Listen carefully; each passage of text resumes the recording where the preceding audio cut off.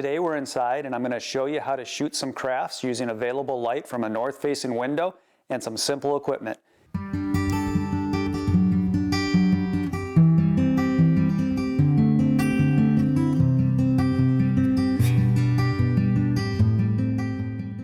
So I have all the equipment that I'm going to use here laid out on my dining room table. You don't have to use all this. If you don't have it, you could just use your phone. So let's go item through item and figure out what I'm going to use.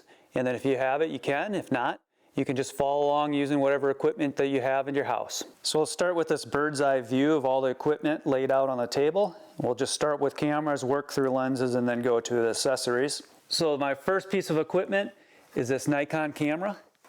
So this is a Nikon Z7. It's a high-end camera. Have a 35mm lens on there right now. I'll probably use a 24-70 or use this one, which is a 70-200 2.8, which is also a pretty high-end lens.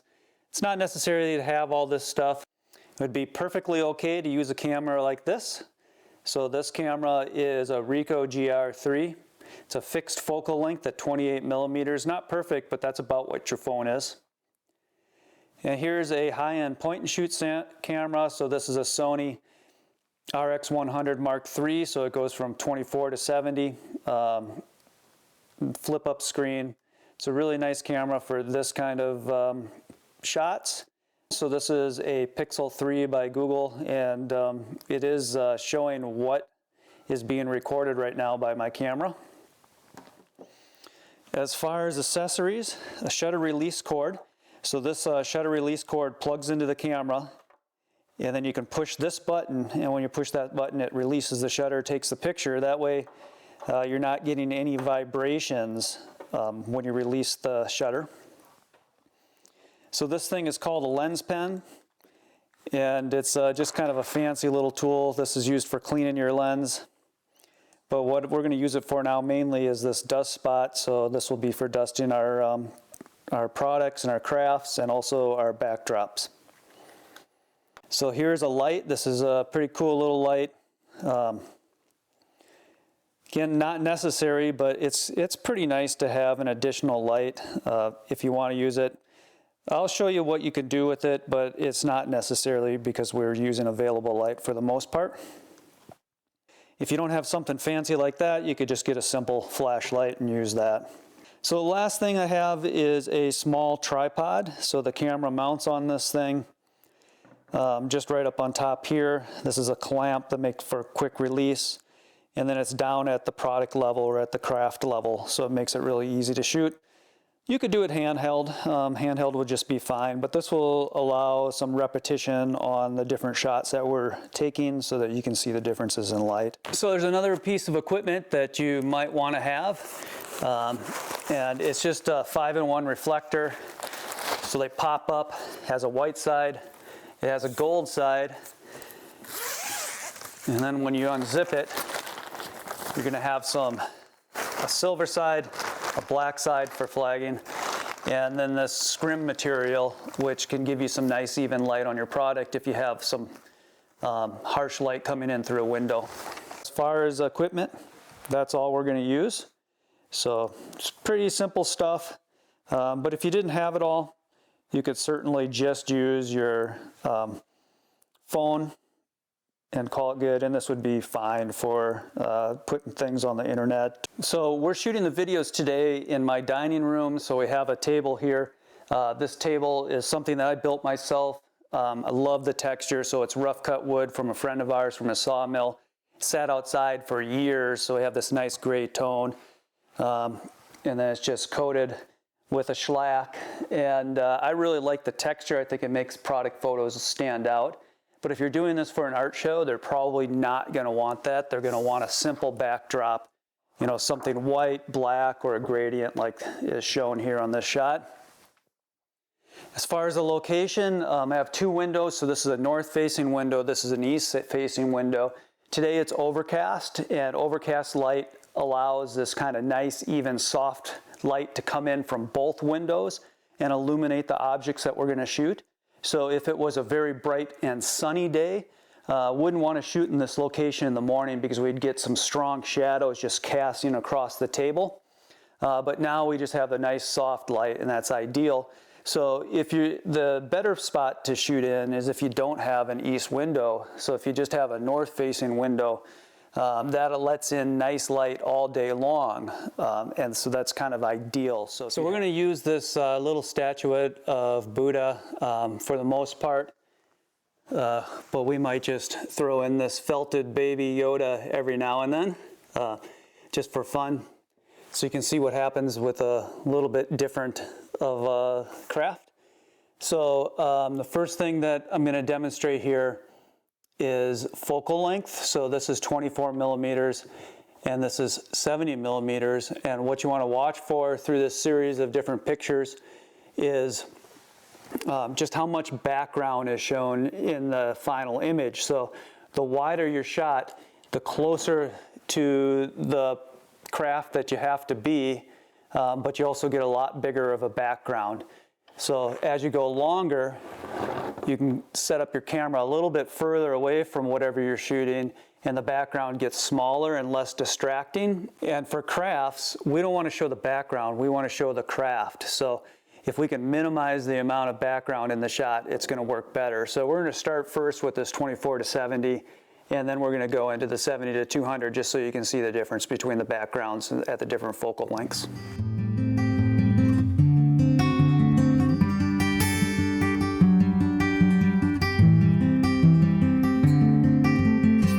So here we switch to the longer lens. We're now on our 70 to 200 and I have it at 135. So it's getting a very close view of the statue here. And let's just take the shot.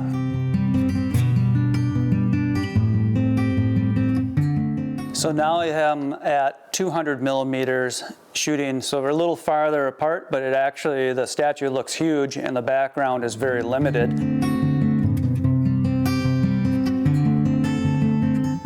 So one thing to consider when you're shooting like this is depth of field. So depth of field is how much is in focus. When you're shooting products or crafts that are small, like what we're doing now with this little statuette, it's the longer your lens, the shallower the depth of field gets, and that just means how much is in focus. So something to consider is shooting in aperture priority mode, and aperture is a setting on your camera that controls the depth of field. So the bigger the F number, the more depth of field that you have. There's actually, it's a little quirkier than that, but if you just believe that, that's good. So if you have your F number at 2.8, it's going to have very limited amount of focus. If you have your F number at F16, you're going to have a lot more depth of field. So that's important when you're shooting crafts because you really want to show off all of your craftsmanship and not have it blurred out completely. So I would recommend shooting somewhere around F11, F16. And if you're on a tripod, you don't have to worry about your ISO or anything, but if you're hand holding, what you want to do is put an aperture priority, F11, and then auto ISO. What auto ISO will do, it'll make sure that when you're hand holding your camera that you don't get any weird shake. So next I'm going to run through some apertures just to show you some depth of field. So our first aperture is going to be 2.8, so just a limited amount of the statue is going to be in focus and the background is going to be completely blurred. Because we are using a 200 millimeter lens, the background is going to remain blurred pretty much through all the apertures that we're going to use. So let's shoot that one at 2.8. So now I'm just going to go up to 5.6 and we'll take this shot. You should see a little bit more definition coming in on the statuette, but the background's going to remain blurred. Next shot we're going to do is F11. So we'll start to see a lot more definition on the statue at F11 compared to like our earlier one at 2.8. And then the last thing we're going to do is go up to F16. And for this shot, we'll get a lot more definition in the statue. The background will still be blurred. So this is really what you want for crafts. You want to be able to see all the definition on the crafts and still have that background be limited.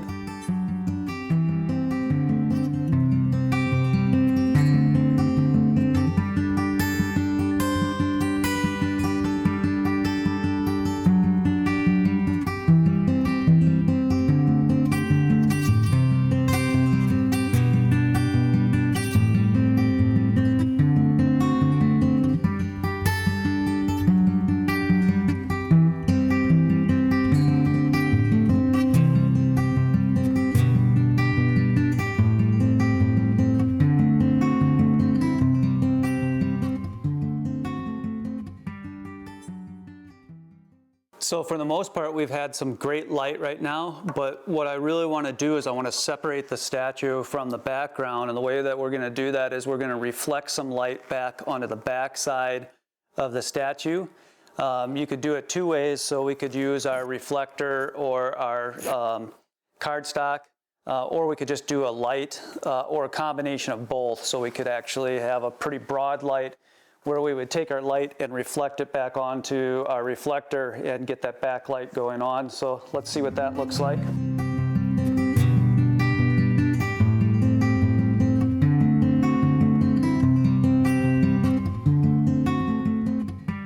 So for this last part, this is going to be important if you submit to art shows. So most of the art shows don't like your crafts and arts submitted on textured backgrounds. They want something smooth, white or black.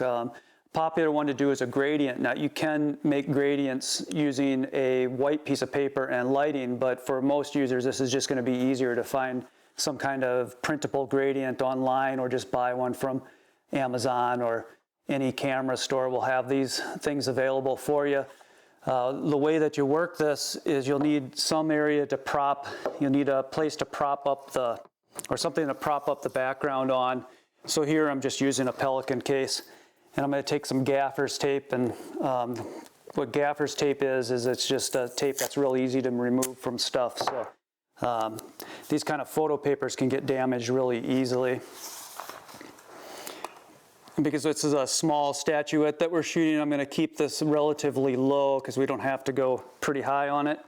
It's not a bad idea to tape down the front part of your object either. You can get a little bit more bend into it, which shows some more of this gradient on whatever you're shooting. So then you're going to take your subject and put it back on the middle of the paper. Now the one thing that I've learned with this paper is it does get dusty really easy, which is easy to fix after the fact, but it's a lot easier to fix before. So look at your sheet of paper and see if there's any dust spots on it, and just brush them off. It's handy to have those brushes around to do this. So after you brush it off, you're ready to get the shot. So this one, the background's going to look a little blurred anyway, so you can boost your aperture up to f16 so everything's in focus on your object, or as much as possible. So let's take a shot and see what we get.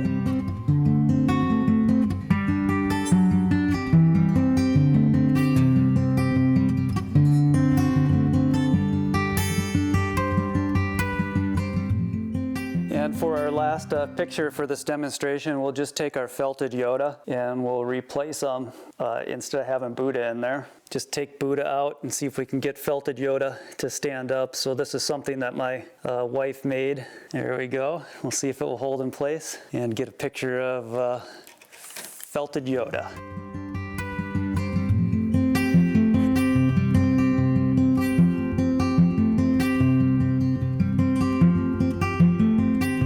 So that's it for the day. So I hope you learned something. If you have any questions, let me know. I'm happy to answer them. And hopefully this will give you something to do while we're stuck inside. So it's always fun to take pictures of the stuff that you made and put it out for people to see.